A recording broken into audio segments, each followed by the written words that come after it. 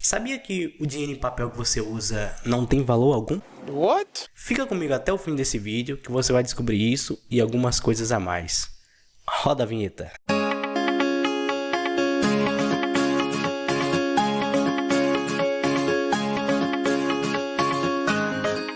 Você já parou para imaginar como seria um mundo sem dinheiro?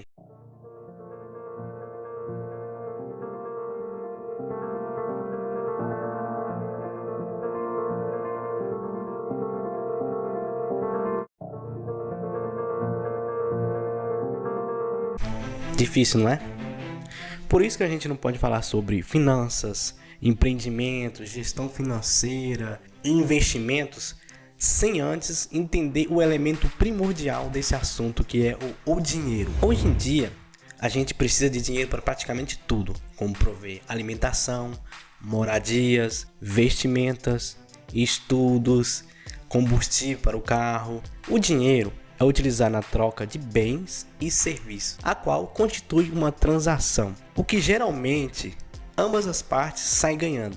O dinheiro em si, ele é um item bem raro, como por exemplo, a prata, o ouro, conchas raras e até mesmo cigarro. Na cadeia, por exemplo, o cigarro é um dos meios mais utilizados para troca de bens e serviços. Então, o cigarro também é, digamos assim, um dinheiro, né? Pois na cadeia é um dos meios circulantes para transações financeiras. Na sociedade ocidental, o dinheiro em si, ele não tem valor. Ele é uma ideia abstrata. O valor está mesmo na confiança que a gente deposita nessa ideia.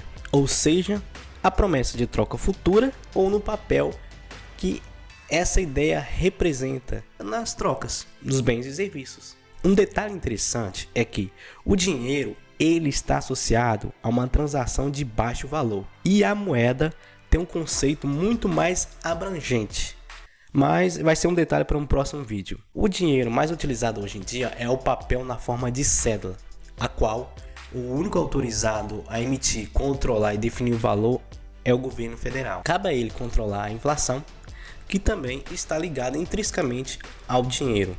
A moeda hoje, como conhecemos, é um processo de uma longa evolução. Antigamente, a forma de comercialização era por escambo, ou seja, trocas. O valor da mercadoria era baseado na quantidade de tempo e força de trabalho para produzi-la. E com o surgimento da moeda, o valor da mercadoria já não era mais determinado pela força de trabalho ou pelo tempo que teve para produzi-la. E com o surgimento dos bancos depois, surgiu novas atividades financeiras em que a própria moeda se tornou uma mercadoria. Um exemplo bem prático é o dólar.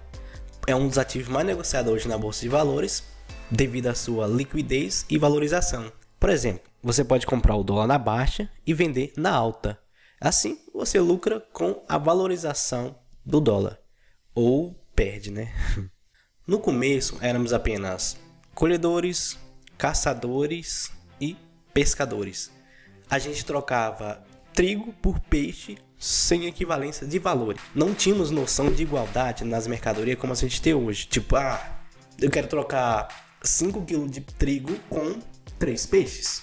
Mas, detalhe, até hoje, civilizações das quais a economia ainda é bem primitiva ainda funcionam esse método de troca de escambo. Por exemplo, as crianças, elas costumam trocar com os colegas brinquedos mais caros por outros mais baratos. Eu mesmo, na minha infância, eu fazia muita catira. Na verdade, chegou a ser até na adolescência. Eu gostava de fazer muita catira. Muita catira mesmo.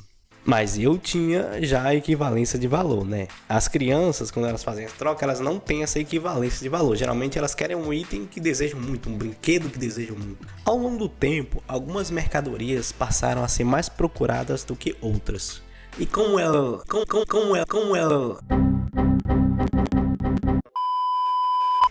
elas eram mais aceitas por todos, então essas mercadorias acabaram sendo as famosas moedas mercadorias, como o gado bovino. O bovino tinha algumas vantagens, como facilidade de locomoção, reprodução, ajudava a lavrar a terra, além de fornecer a matéria-prima para a produção de outras mercadorias à base de laticínio.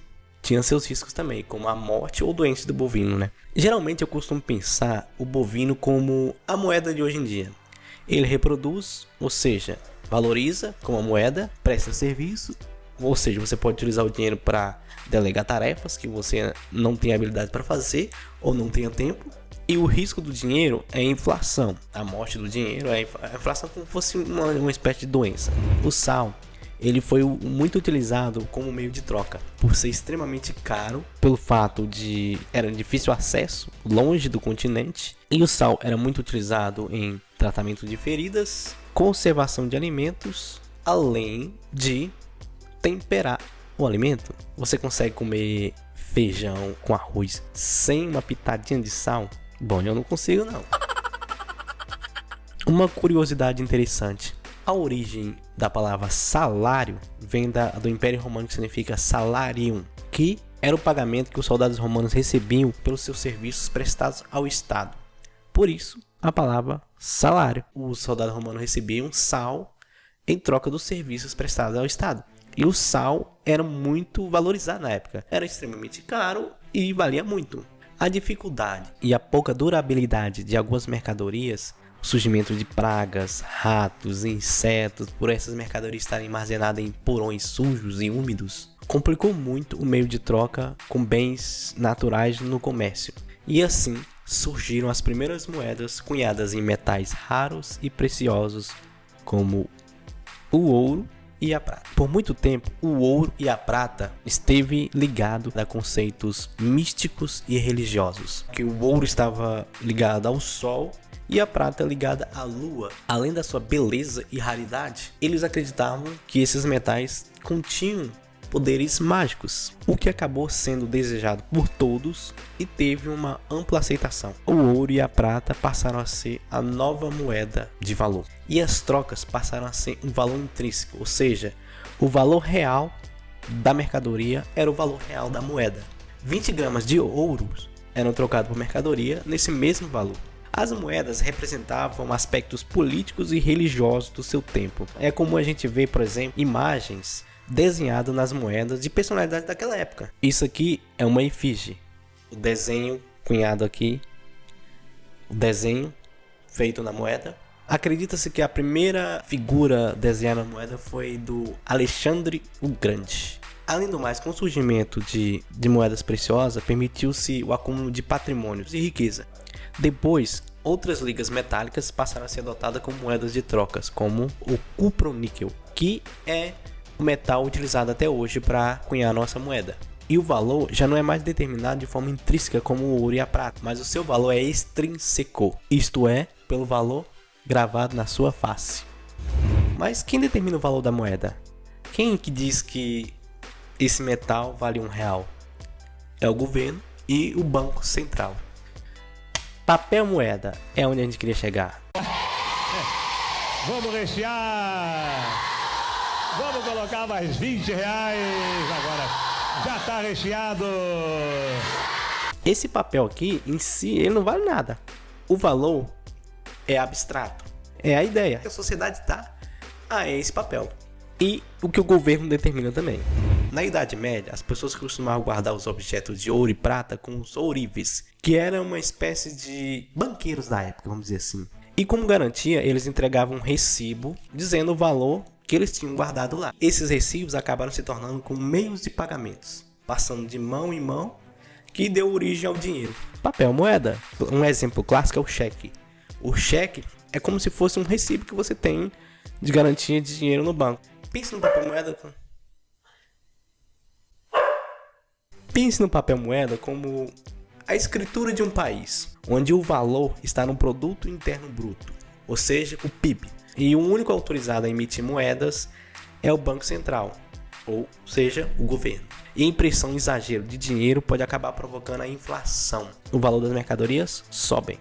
O que você pode comprar com R$5 hoje, talvez amanhã, ou daqui 2 anos, ou um mês, não esteja no mesmo valor. Bom, pessoal, esse foi um pequeno resumo sobre o dinheiro. Eu tentei comprimir o máximo conteúdo para o vídeo não ficar muito longo, chato.